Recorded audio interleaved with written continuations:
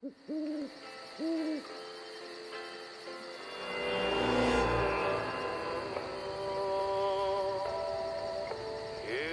me standing alone without a love of my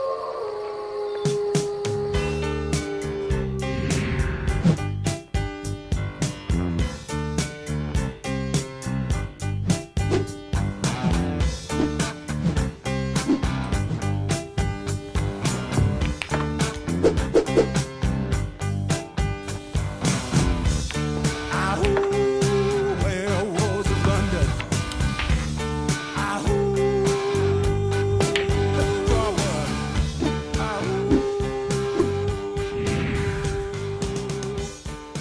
Werewolves of London.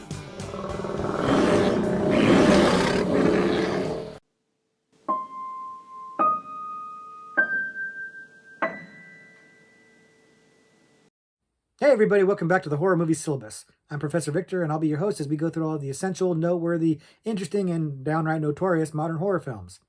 If you're new to the channel, I recommend you check out the introduction video. There's a link to that in the description below and it'll give you an idea of what the Horror Movie Syllabus is about. But in short, what we're going to do is look at a particular subgenre of horror and then talk about 3 movies from that subgenre. Today, the subgenre we're looking at is werewolf movies. And I do love werewolf movies. Viewers of the Horror Movie Syllabus know that vampires are my favorite. I love me some vampires. But that does not mean I don't have a lot of love for the werewolf. But that might be unique to me because I noticed that while there's a ton of vampire movies, it seems like the genre never wants for attention or fans. The werewolf movie is not nearly as ubiquitous. It's not nearly as widespread. There aren't as many werewolf movies as vampire movies, or at least there doesn't seem to be as many werewolf movies as vampire movies, and definitely not as many good ones. So the werewolf subgenre as a whole doesn't seem to have the same type of appeal or love from the horror audience as vampire movies do, which is kind of a shame because it's arguably just as rich a mythology, it's just as interesting a storytelling technique, and it's definitely just as ripe for analogy or allegory as the vampire mythology is. My only guess is that werewolves maybe not quite as sexy as vampires in the whole. I don't know. I think there's a whole romance novel subgenre of shifters that would beg to differ with that opinion. So I don't even know if that's really it. I don't know what it is, but suffice to say that the werewolf subgenre isn't as deep and rich as the vampire subgenre in terms of horror movies.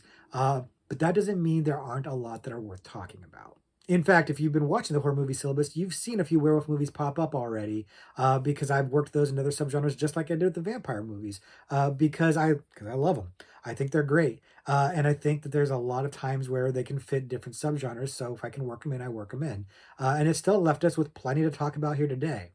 The movies we're going to look at today are, in my opinion, some of the very best werewolf movies ever. They're definitely some of my favorites, and I think consensus-wise, probably some of the favorites. I think my opinion kind of dovetails nicely with horror fans on this one. But we're going to still rank them, and this time we're going to rank them probably, let's rank them, undergraduate, graduate, postgraduate. Let's go with reverse order of popularity. So we're going to start with like the most popular of these movies and then get less popular as we go on, or less well known, maybe more deep cuts. Although, again, none of these movies would really be truly a deep cut movie. But in terms of like a mainstream audience, like not quite exactly a horror audience, these movies are going to get more and more obscure as we go on. So with that, let's scratch our way into these movies. Sorry.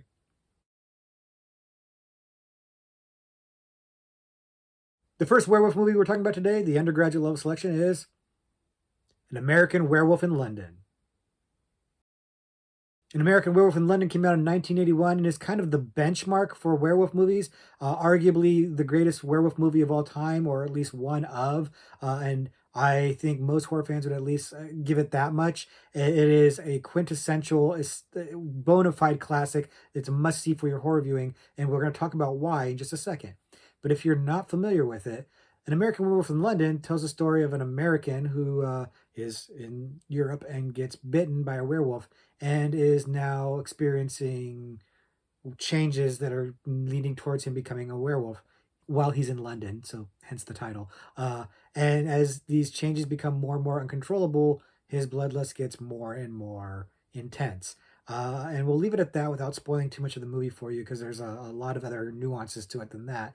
But suffice to say, this movie is fantastic. It is definitely my favorite werewolf movie, or at least one of. Probably my favorite. Funny side story about an American Werewolf in London. When I saw this on video, it was early 80s, so I'm less than 10 years old. And I saw it at my grandparents' house because I used to spend a lot of time at my grandparents' house.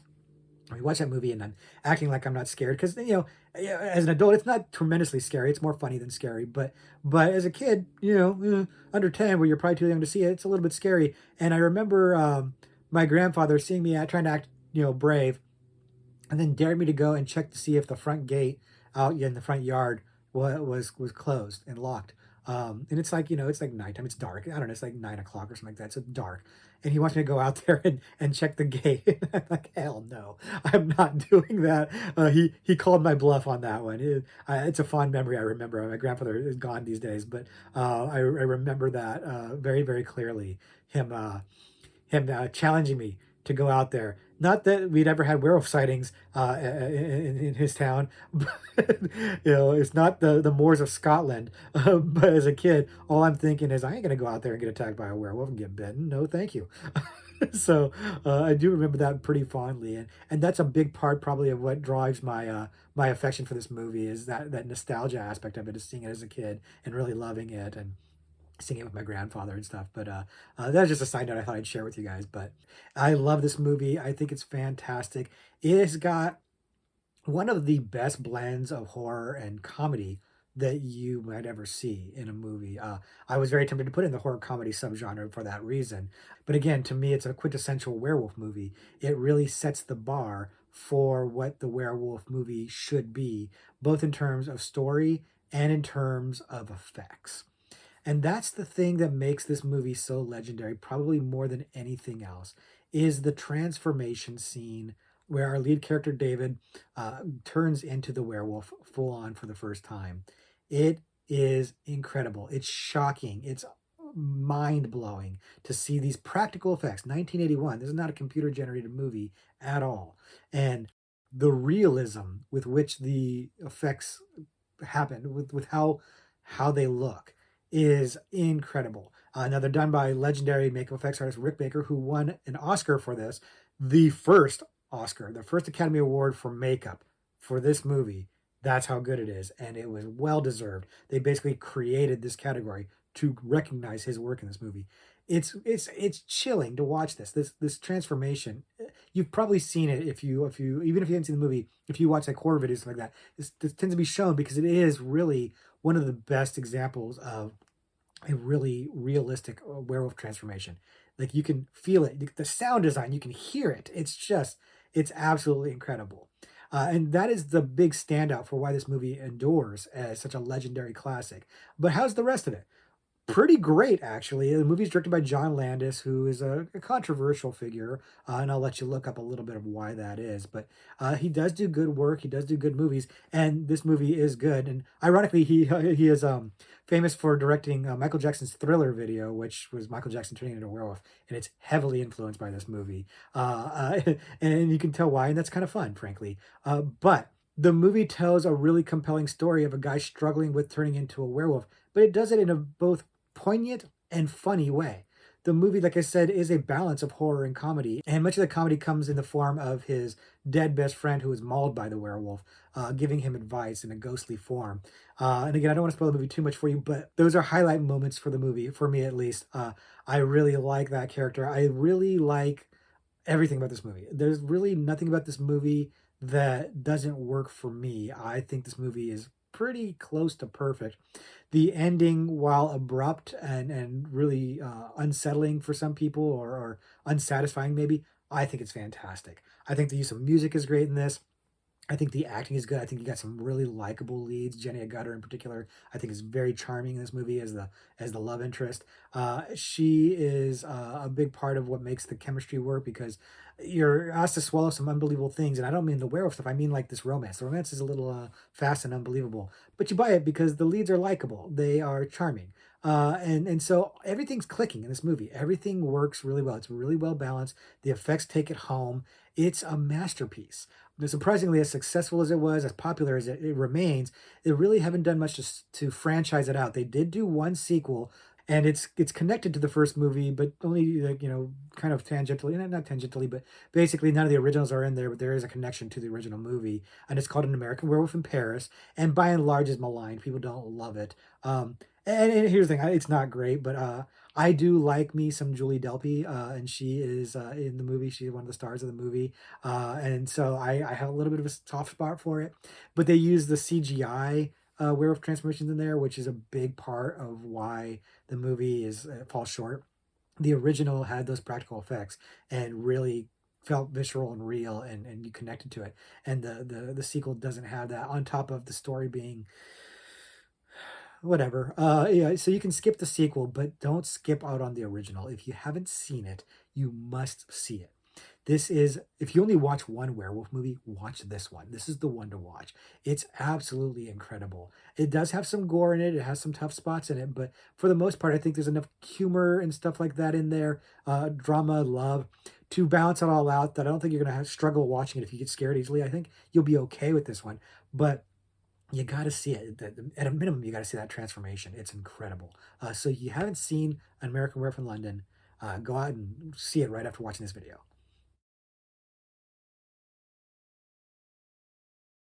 The second werewolf movie we're talking about today, the graduate level selection, it's The Howling. The Howling came out in 1981, the same year that American Werewolf in London came out, but it is a slightly different take on the werewolf mythology, but no less good and no less compelling than American Werewolf in London's take on it. But if you haven't seen it, The Howling is the story of a television news reporter who is investigating a serial killer and then gets traumatized by an attack from him and is sent to a retreat or a resort out in the woods, like a little commune, to kind of recover from that. And it turns out that it's a colony of werewolves, and she uncovers a werewolf species. And then hijinks abound at that point. And again, I don't like to spoil things, so I'm not going to go any farther than that in terms of plot. But suffice to say that The Howling has a pretty interesting take on the werewolf mythology, not unlike Interview with a Vampire, which we talked about in the vampire video, in the sense of werewolves being a secret and their proof of their existence being brought out by a reporter. Similar concept in that sense, although the two movies are vastly different in terms of plot. In this case, our hero reporter, played by Dee Wallace, Scream Queen legend Dee Wallace, is really kind of dealing with personal trauma and also personal issues, marriage issues and things like that, while also dealing with werewolves. And so the drama of it works out pretty good. It kind of gives it this different solid backstory to your character, makes you empathize with her, humanizes her quite a bit, and elevates it ever so slightly from being schlocky. That said, it's still a werewolf movie, and it's still having fun as a werewolf movie. Like American Werewolf in London, it has a really incredible werewolf transformation scene. Some people would argue that it's better than American Werewolf in London. I push the Werewolf in London button personally. I think that one's better, but we're splitting hairs because they're both incredible. And interestingly enough, Rob Bottin is the one who did the werewolf effects in this movie, or Rob Bottin, depending on who you talk to. I've heard it done both ways. I'm pretty sure it's Bottin, but either way, we know who we're talking about. He does incredible work. And Bottin and Baker were actually kind of collaborating on this. I can't remember. One of them was asked to do both and could only do one and recommended the other for the other one. I can't remember. I think it was Baker who was recommended for both and recommended Bottin for the Howling. I can't remember, but they collaborated, and as a result, they both turned in incredible makeup work. Incredible makeup work. Like I said, I push Werewolf in London button, but the Howling transformation is great. The werewolves look awesome. In fact, while the transformation might be better in American Werewolf in London, the werewolf itself is probably inferior looking to the Werewolves in the Howling. I really like the way the Werewolves in the Howling look. They look really, really cool. I think they are a good design, better than an American Werewolf in London. This movie is a bit of a cult classic, and like I said when we were talking about the order of movies, it's not quite as popular as American Werewolf in London, but we're splitting hairs there. It's pretty popular. It's pretty well known, but it's not the same echelon as American Werewolf in London. It's not as revered, and I stand by that too. I don't think it's as good, and I think because while I think American Werewolf in London has the perfect blend of horror and comedy, I don't think that's true of The Howling. I know a lot of people call it a horror comedy, or refer to it as like, a funny script or a funny movie or satirical. I don't get that. I don't really feel that's the case. And I watched it again recently to see if it was just me. Like, was I not really getting it when I was younger when I watched this? Let me watch it again. No, I don't think it was that. I really don't think it's that funny. I think that the musical choices and the acting choices are very melodramatic, like overly melodramatic. And I think people have translated that or interpreted that to be funny. But I don't think it's intentional. I don't think that the movie was trying to be funny. I think the movie's largely trying to play it straight and that it's just kind of coming off a little bit campy, which is not a bad thing. It's a fun movie. It's good. I enjoy watching it. I'm just saying that people seem to talk about it like it's an intentional horror comedy. And aside from some in jokes that are in there about, like various references to werewolf stuff, I don't think it's really trying to be funny at all. I think it's trying to play it pretty straight. Um, and not quite being successful with that. So that's kind of my take on it. I know people will probably disagree with me about it. If you do, talk about it in the comments. I'd love to hear it, but I don't find it to be particularly funny at all. I think it's trying to be straight, and it winds up being kind of melodramatic instead. And it works. It works really well, but that's my take on it. Now, again, I'm in the minority on that opinion, but also on The Howling as a franchise, because I don't think it really needs sequels, but somebody does because there's like seven of them, and it's diminishing returns. Now, it's worth noting that the Howling is based on a book, and actually, it's a series of books. There's three books, and I recently got those books. I haven't had a chance to crack into them and read them. That's going to be over the holidays. So in that sense, you think, well, yeah, there's room to make sequels on this, but the movie, from what I understand, doesn't really adhere to the book all that closely. So the story as it goes didn't really necessarily need sequels, and the sequels, again, diminishing returns as usual.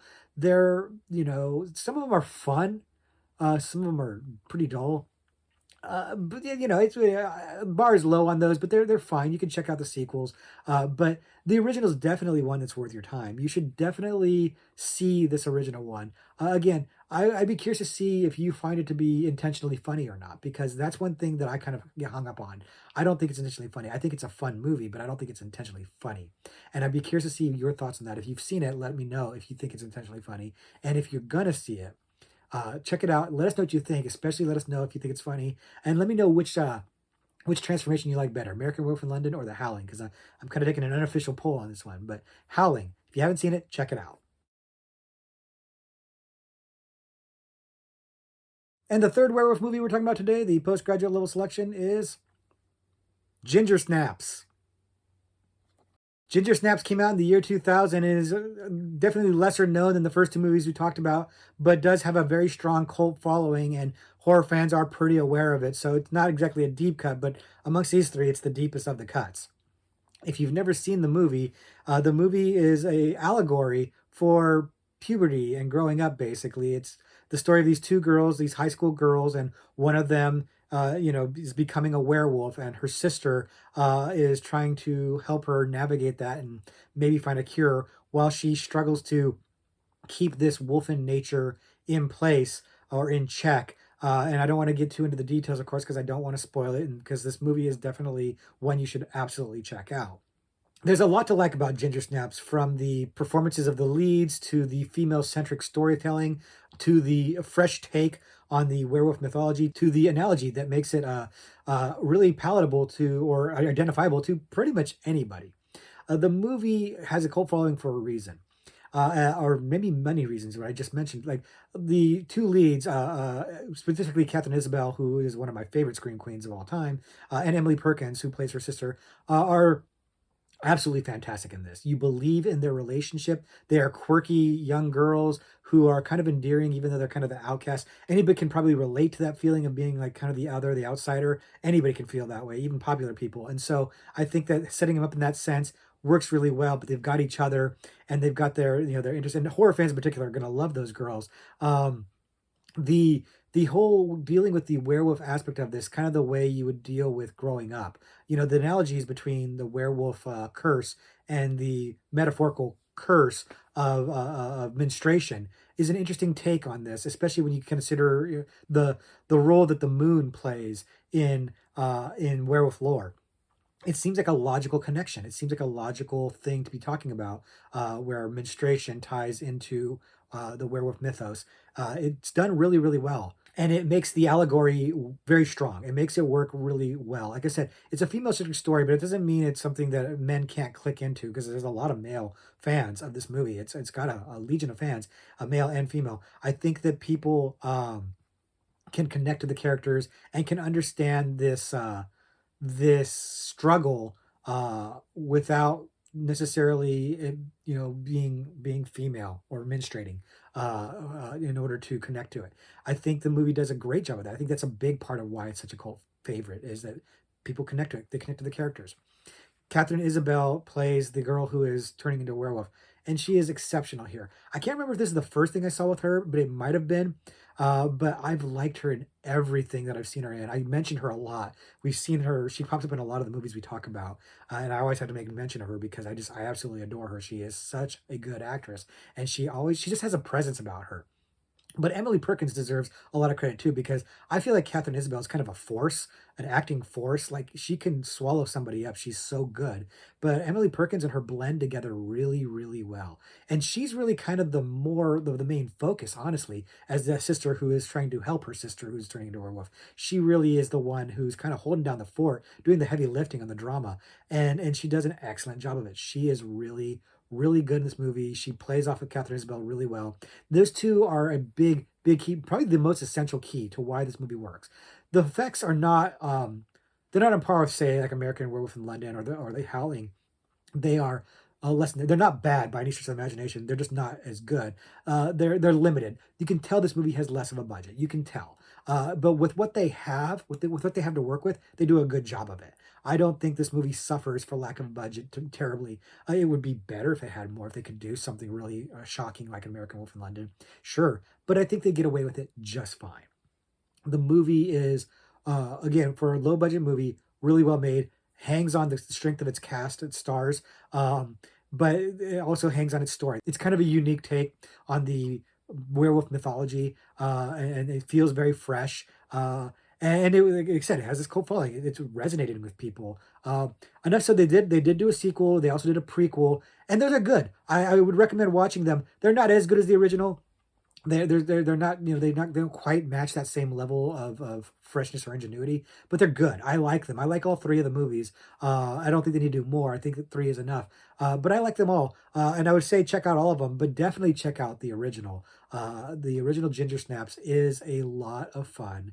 It's really an interesting, neat take on the werewolf. And if you like werewolves, you owe it to yourself to have seen this one if you haven't already, because it's a unique one. This is the reason why I think it's one of the best werewolf movies of all time, is because it's just a fresh take, and frankly, there's not a lot of those in the werewolf mythology. So this one I think deserves high marks. So if you haven't seen it, check it out. So those are our three selections for the werewolf subgenre, but I've got a few extra credit movies to talk about if you like werewolves, like I do. But forewarned, some of these selections are not great movies, but I just kind of want to talk about them a little bit. But we'll get into that right now, actually, because the first movie that I'm going to mention is a movie called simply Wolf.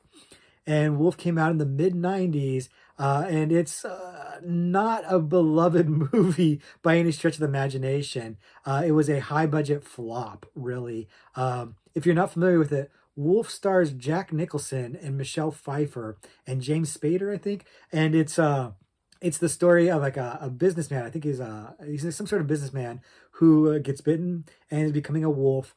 and his wolf instincts take over, and he kind of becomes more of an alpha male, and he's dealing with James Spader, who's trying to take his job, and I won't go into too much because if you actually want to see it, I don't want to spoil it for you. But suffice to say that Wolf is an interesting movie to me because it was not what was promised. What was promised was like a werewolf action flick. And while there is a little bit of that in there, it really is more of like a character study of Jack Nicholson's character and him becoming more of like an aggressive alpha male type thing. I wouldn't go so far as to call it a drama per se, but it doesn't feel that much like a horror film either. And it's kind of weird.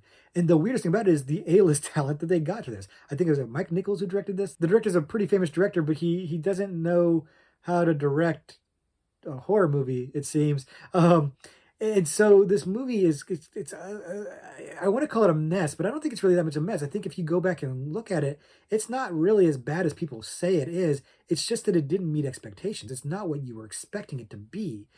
Jack Nicholson is an interesting choice to play a wolf, and his performance is interesting as well. And Michelle Pfeiffer is always good, so she's gonna. I don't know. It's hard to talk about this movie. I don't want to spoil it either. But suffice to say that this movie it's a weird. It's weird that it exists. It's weird that it exists, is what I'd say. And I'm not necessarily recommending you go and check it out, but if the curiosity gets the better of you, do you ever want to see Jack Nicholson as a werewolf? Because in the one hand, it makes no sense at all. On the other hand, it makes perfect sense. So check that out if you're curious about it, and then let me know what you think about it, because the movie is just we talked about fresh werewolf takes when we just talked about Ginger Snaps. This is kind of a fresh werewolf. So you argue not even really a werewolf so much as a wolf, but it's kind of a werewolf. I don't know. It's a weird movie. It's a really weird movie. It's weird in a meta sense because it's weird that it exists. It's weird that it wasn't a hit, that it wasn't particularly good, but I kind of dig it for that reason. I can't in good conscience recommend it, but I kind of just wanted to bring it up because it's just weird. It's just weird. So if you've seen it, let me know what you think of it. But if you haven't seen it, and you let us know if you go check it out, and let us know what you think. But yeah, Wolf. Yeah. The next movie that I'm going to bring up is the movie called Cursed. And Cursed came out in the mid-2000s and is a Wes Craven movie. Wes Craven teaming up with Kevin Williamson, the screenwriter for Scream. It's the Scream creative team coming together to do a werewolf movie. And that sounds like it's going to be awesome and amazing, but it's not. And that's a shock. Why is that? Let's talk about it. But first, if you haven't seen it, Cursed is essentially the story of a brother and sister who are trying to help somebody who's been in a car accident and get attacked by a werewolf, and of course then are struggling with going through werewolf changes. And there's a lot of side story and relationship plots that are tied into this that lead to a lot of comedy and horror and story and frankly melodrama. And it doesn't ever quite come together, but it is not something I feel like spoiling just in case you want to see it. So the problem with this movie is basically one word: Weinstein. And Weinstein's kind of a bad word in general these days. We all know why. But back then it was for studio interference. And in this case, kind of unusual because that's not really what they're known for. But in this case, that's what happened. The Weinsteins were producing this movie. And they had gotten Wes Craven and they gotten Kevin Williamson, who'd made a big hit for their Dimension label with Scream. And so you would think they would let these two do what they're going to do. They delivered a monster hit. Let them do it again. Leave them alone. But they didn't. And the biggest crime of many, many crimes was that Wes Craven had engaged Rick Baker of American Werewolf in London fame, Academy Award-winning werewolf makeup guy, to do the makeup for this movie. And the Weinstein said, nah, let's use this CGI instead. Probably because it's a little cheaper, a little bit faster, whatever.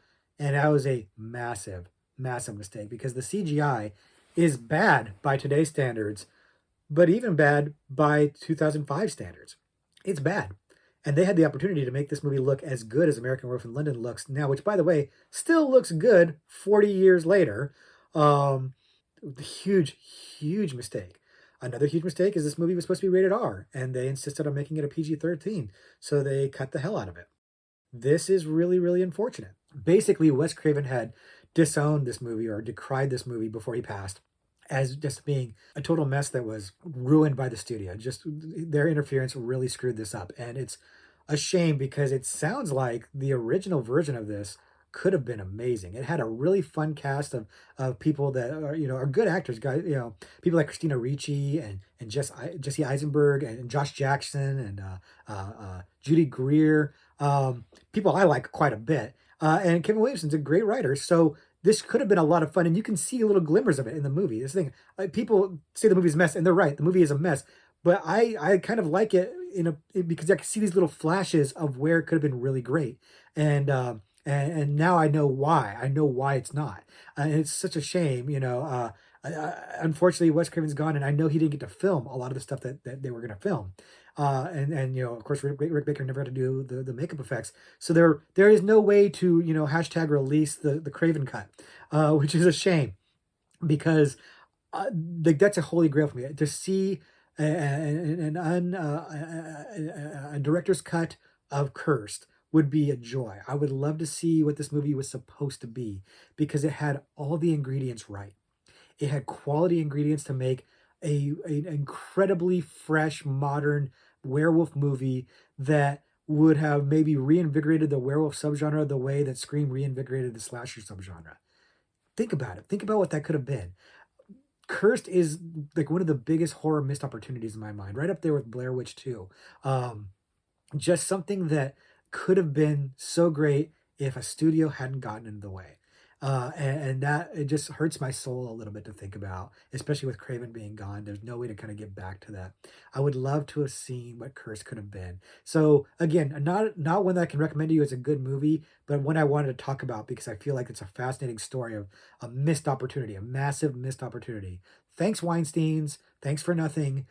We could have had an awesome werewolf movie. Instead, we got Cursed, which is just an empty shell of what it could and should have been. That said, kind of a fun, campy watch. So if you're so inclined, I don't think you'll hate it. It's fun. It's funny. It's bad, but it's funny. So maybe check it out. And the last extra credit movie I'm going to mention today is a movie called Howl, not to be confused with The Howling. And The Howl came out about 5-6 years ago and is basically werewolves on a train. And that's maybe kind of making it a little bit more simple than it actually is, but not too much so. If you haven't seen it, the movie does indeed take place on a train, but it's really not so much like, the werewolf version of Snakes on a Plane. It really is more like a group of people get stuck on a train that gets stopped and can't keep going. It needs to be fixed. And there are werewolves outside in the woods, and they're trying to get in to get them. And, what are these people going to do?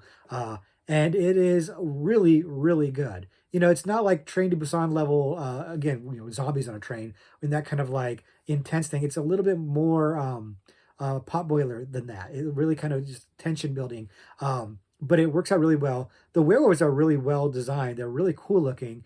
But it really is the drama of the passengers kind of turning on each other, almost like, in like The Thing or something like that, that really works out well. The way the self-interest of the passengers rears its ugly head is where the crux of the movie works, where the meat and potatoes are, if you will, of it. The werewolf threat outside is just the ticking clock, the pressure that's being applied to making these people crack. But they are each other's own worst enemies, and I like that they're trapped together and they're turning on each other. It works really, really well. Howl is a movie that is underrated. It's not one that seems to get talked about as much. It's really, really good. I liked it quite a bit. It's a UK movie, and as a result, I don't really recognize most of the actors in there. At least I didn't. Maybe people who from the UK might recognize a few more. That said, if you are a Ted Lasso fan, keep your eyes open for an appearance by Roy Kent, proving that he is indeed here, there, and every freaking where.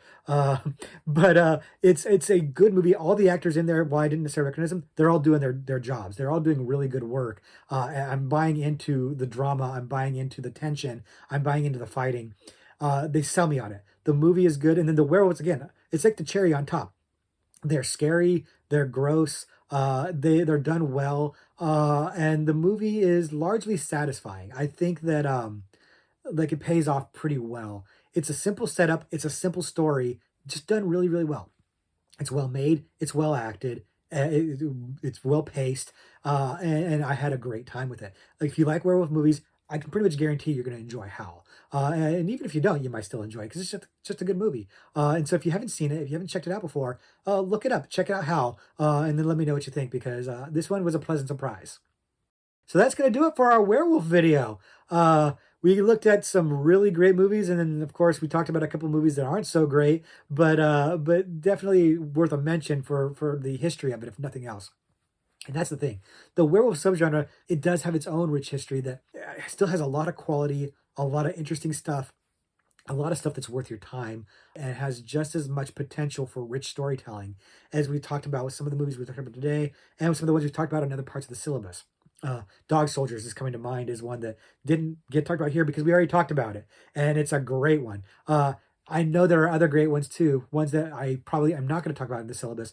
Leave them in the comments. Tell us about the other werewolf movies that I did not get to today that you think are great or fresh or original or scary or have really good effects. Let us know so we can check them out because if you love werewolf movies, you can never have too many suggestions. So your comments below have been full of wonderful recommendations, some of which I'll be talking about again in future videos, many of which probably I will not. So get together in the comments. Let's share our opinions. Let's share some suggestions. Let's keep talking about this because werewolves are awesome and they deserve all the attention they can get.